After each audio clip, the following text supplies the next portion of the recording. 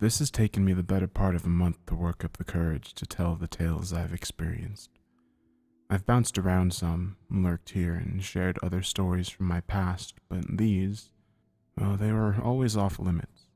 It wasn't that I didn't want to tell them, but rather a fear that men in white coats will suddenly take me away to a nice padded cell. The thing is, from what I know, well, I'm not the only one that's had strange happenings in their time with the service.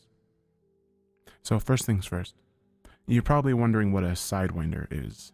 Officially, we're members of a rather elite group of search and rescue officers who specialize in desert rescues.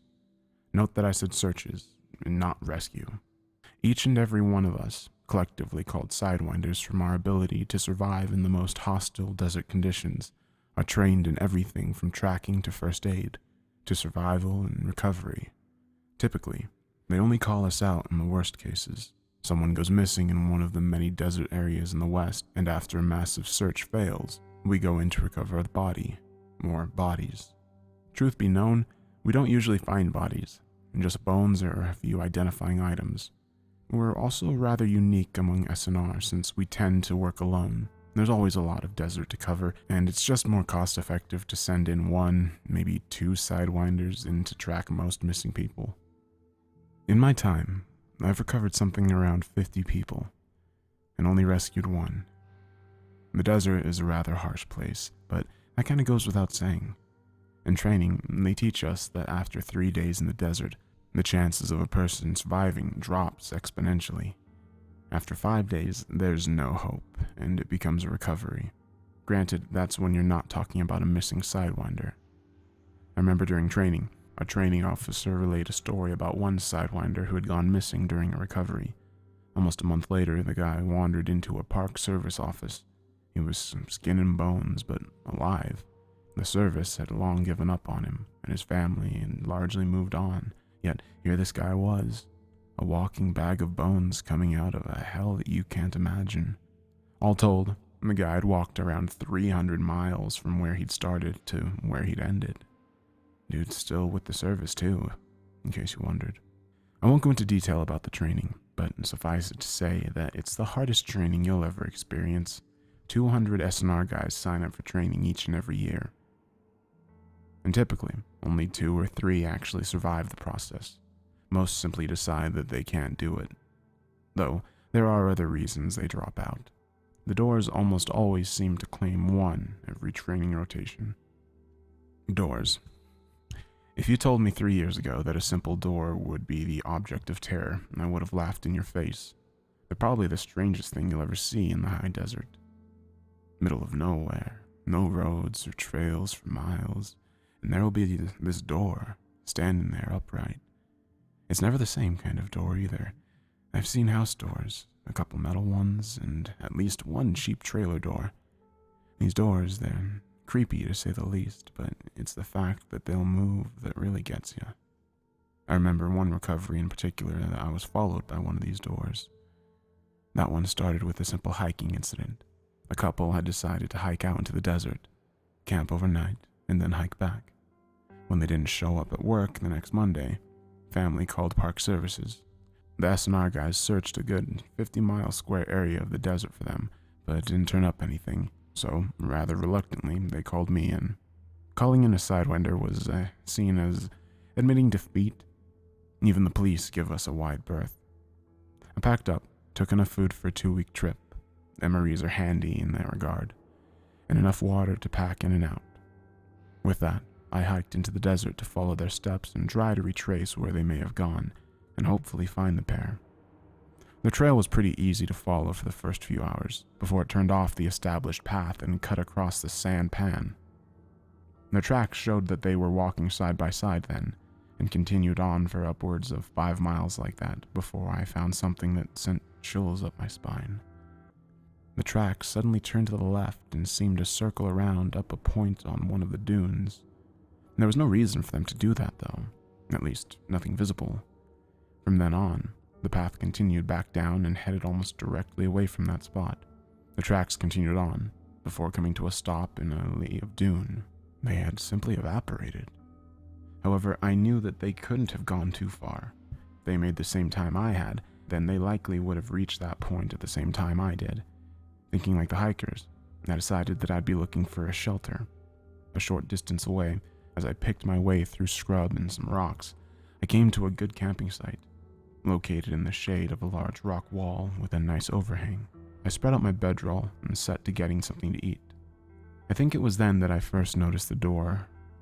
Now, you need to keep in mind that by that point, I'd stumbled over several of those before. This one seemed different though. It was located a short distance away, just down from where I sat. I knew well enough to steer clear of them, as they were bad news, but I have to admit I was curious. I suppose that's what prompted me to become a Sidewinder in the first place. Looking at things in retrospect, curiosity, going where no living man or woman has gone, and exploring what lay out there. The door was this large house front door, painted a bright red, so bright that it seemed to shine in the waning light. It stood there like the house it once occupied had long since fallen down, and this chunk of wood had somehow managed to stay standing. Lifting my glass of water to it, I gave a light nod, as if saying to it, "Yes, I know you're there." I then ate and went to sleep. I rose with the dawn, packed up and kicked out my fire before heading on further. The door was gone. There's no surprise there. They tended to do that. I picked up the trail shortly after, found the remnants of a camp. From the looks of things, the couple had camped there for a day before leaving. Suddenly, everything was torn. There were signs of a struggle, or more likely a fight. 2 sets of tracks headed into the desert from there, each going a different direction. I surmised that they must have had an argument over something and had wandered off to cool their heads. Problem was, I couldn't see any indication that they had returned, so that meant they'd split up, which is a bad thing to do in the first place. Then something had happened. Most common killing cause out here is someone slipping into a crack in the ground and never getting out. Kinda like that guy in Moab, but with no survival. I decided that I'd check the leftmost pass first, as that one seemed to head down into the sand. The other went up over some rocks and headed out into the valley area, but tracking that would be a royal pain in the ass, and honestly, I was here to tag and recover bodies. Whatever makes that job easier is what wins. I followed that sandy trail a good 300 feet before it simply stopped. Not puttered out, as often happens, not turned back on itself, no, it just stopped. Mid-step, no less. Turning around and checking my maps, I made note of this for an aerial search before turning back around to walk back. Behind me, not 3 feet from the trail and maybe 20 feet from where I stood, was that same red door. I stopped in my tracks there, pausing for a long time. Chills ran up my spine and I broke out into a cold sweat. I probably stood there for a good 10 minutes before I mustered up the courage to walk back the way I'd came. I didn't even shoot a glance to the door then, opting to ignore it from that point forward. Leaving it in my wake, I continued on to follow the second track. That one continued deeper into the desert and seemed to be heading in a particular direction, as if the person leaving it had known where they were going. Sadly, nothing lay in that direction. At least, not for a good 100 miles of hard scrub.